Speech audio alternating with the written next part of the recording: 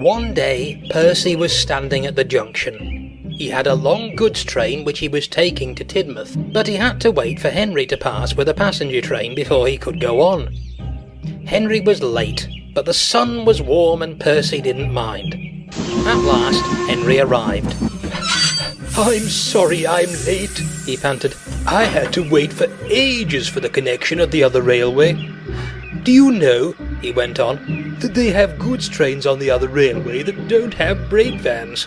It doesn't seem right, does it? I'm glad to see you still got yours." The signal dropped and Henry thought he'd better go. "Must make up for lost time. Goodbye." Percy was intrigued. A goods train with no brake van, he thought to himself.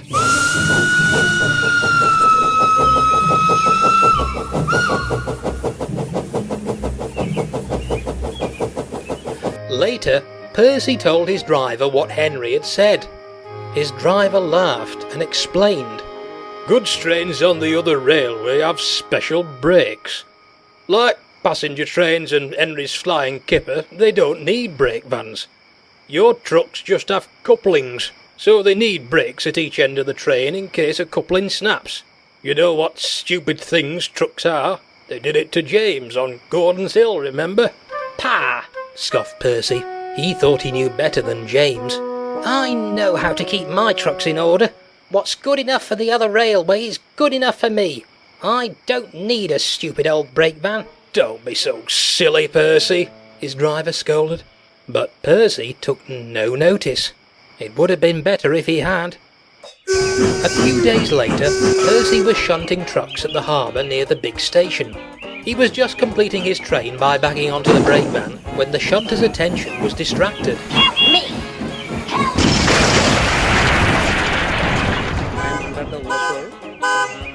The shunter thought that he had coupled the brake van to the train, but he hadn't. The guard blew his whistle and Percy set off quickly, hoping to get a good run at the hill leading to the main line. But the guard and his van were left behind. The guard waved and shouted, "Stop, Percy! Stop!" But Percy didn't hear. He was too busy climbing the hill. All might have been well if Percy hadn't started so quickly. Unfortunately, the jerk had weakened one of the couplings.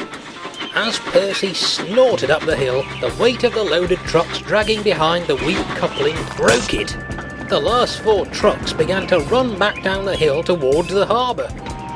The guard was standing on the veranda of his brake van. He looked on in horror as the trucks hurtled towards him. He ran quickly to his brake handle and checked that it was fully on. Then he jumped clear, just in time. The trucks battered into the brake van with a resounding thump. The van shuddered and screeched as it was pushed along the line, but it stood firm and stayed on the rails. The truck's mad rush was halted. Percy's firemen soon noticed they'd lost the tail end of the train. Percy backed slowly down the hill to see what had happened. "Phew," remarked Percy's driver as they helped to clear up the mess. "You see, Percy, brake vans do have their uses after all." And Percy had to admit his driver was right.